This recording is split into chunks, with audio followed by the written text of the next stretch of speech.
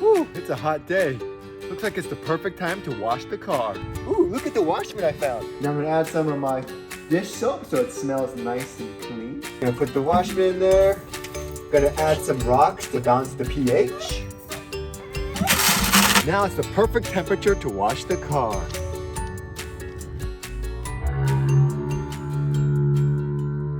What is up guys, it's Chris with Everydaychris and welcome back to my channel. In today's video, I'm going to show you how I wash my car without a pressure washer to prevent any marring or scratching of the paint.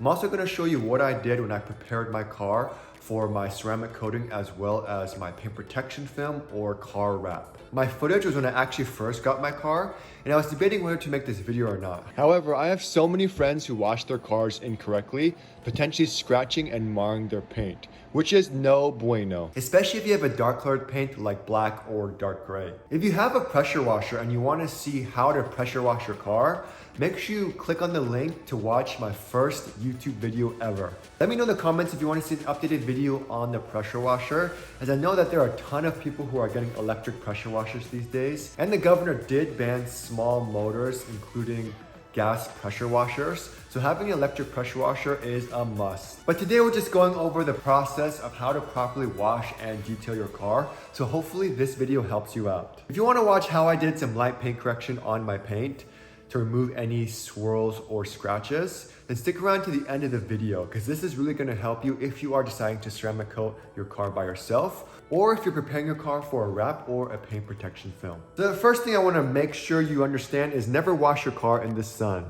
Always do it in the morning or in the late afternoon when it's not hot. You also need 2 buckets. My favorite is the Home Depot bucket. And if you look inside, you'll see some grip guards and you're gonna need 2 of these. These are meant to help clean your wash mitts and it removes any dirt or debris that's on your wash mitts and prevents the dirt or debris from reattaching to your wash mitt. Next up, you want some good quality wash mitts. Now, don't skimp out and cheap out on these. I recommend getting 2 of everything. So you want to get 2 wash mitts, 2 buckets, 2 grip guards, as well as at least 2 drying towels. And my favorite drying towels is of course this honeycomb weave microfiber drying towel.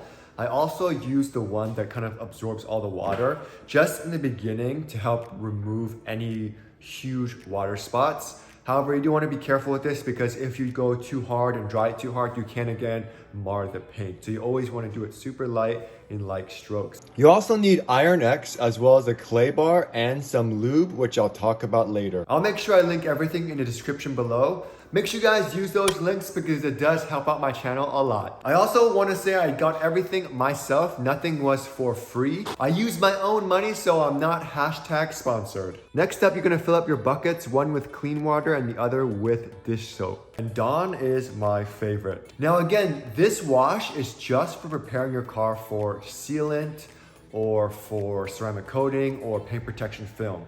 And I'm really reiterating that because we're using Dawn dish soap, which removes any type of protectant that you have on your paint. So let's say you put on some wax or a sealant in the past, it'll remove all that stuff, stripping your paint of any protection, leaving it super bare. This wash is not meant to be done all the time. If you do want to wash your car, just pick up some car wash soap on Amazon or my favorite place, Costco. I mean, look at the size of this thing. This will wash your car forever. So whenever you are washing the car, you always want to focus on doing the tires first. So the reason you clean the tires first is because the tires are the dirtiest part of the car. So it has the potential for all that dirt and debris to hop onto the body of the car, causing potential scratches. Now with the tires, of course, you could use a simple tire cleaner. However, I found out that using this, get it at Costco, it's always on sale, and spraying it on the tires does wonders. And it works really well on getting out any grime, brake dust, and dirt on these tires. I have a wash mitt just for the tires as well as my wheel brush. For this tire, I'll spray it with the actual tire cleaner so you can kind of see the difference. On power wash, and I'll spray it with this tire. So already after a few minutes, you can see with the tire cleaner, it cleans off that dirt off of the tires without even me touching it. with the Dawn. You can see that it's still working, but you can kind of see the same effect. When you wash your car with the wash mitt, go horizontally and never rewash the area you already washed. After using both sides, get your contaminated wash mitt and place it in the clean water area. Then agitate the wash mitt with the grit guard, and that removes any dirt or debris. Then you can bring your clean wash mitt back into the soapy water and rinse and repeat. So ideally the clean water actually becomes the dirty water bucket. Next, you're gonna lightly dry your car and then whip out the Iron X. What is Iron X, you say? And it's not related to Iron Man at all. Pretty much it's the smelliest solution known to man.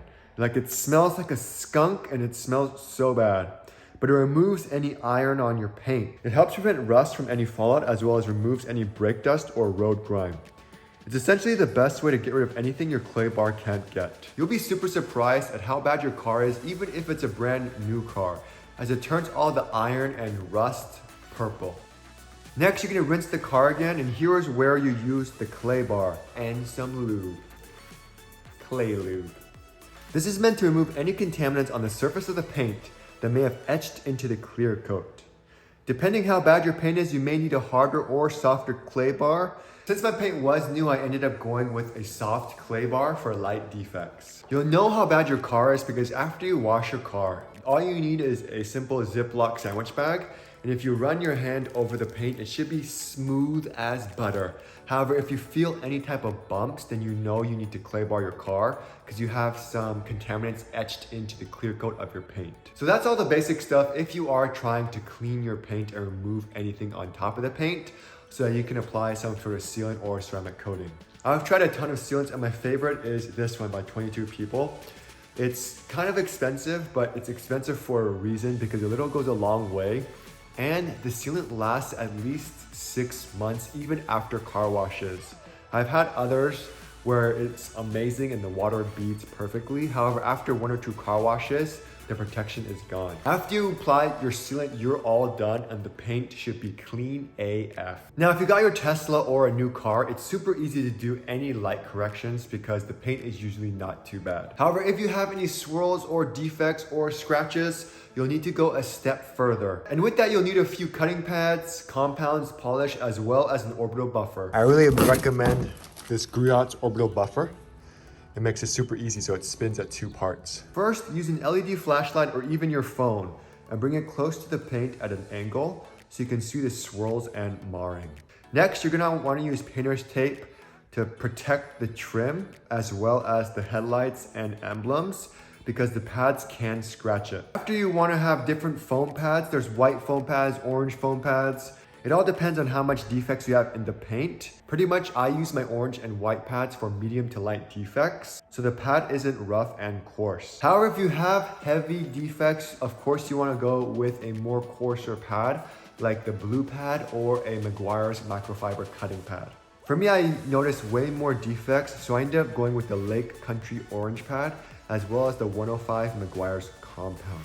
When you do notice more defects in your paint, you're gonna wanna go with compound and then you're gonna go with polish. Compound is great for removing the top layer of your clear coat if you have a ton of imperfections. However, if your paint is new and you have very light surface scratches, you can't get away with just the polish. So when you are polishing, you wanna go from left to right and then up and down in small sections. You don't wanna apply too much pressure unless you have a ton of defects, and you want to use a normal speed around 4.5. After using the compound, of course, it's going to give a dull haze to the paint, so you always want to finish it with a polish. I used the 205 Meguiar's polish with the white pad, and after that, I was all done. And again, you're going to want to wash the car again with dish soap, and you're going to want to do an IPA wipe down, which is essentially just rubbing alcohol. For me, I got my rubbing alcohol. I applied it into a spray bottle to wipe down and remove any type of polish or leftover compound that I had in order to prepare my car for the wrap or prepare the car for the ceramic coating. So that's pretty much it. Overall, it's super simple. I'll make sure I link everything in the description below for you guys to get. And then in my next video, I'm gonna go ahead and go over how easy it is to do a ceramic coating yourself to protect the paint even further. And I'll see you guys next week.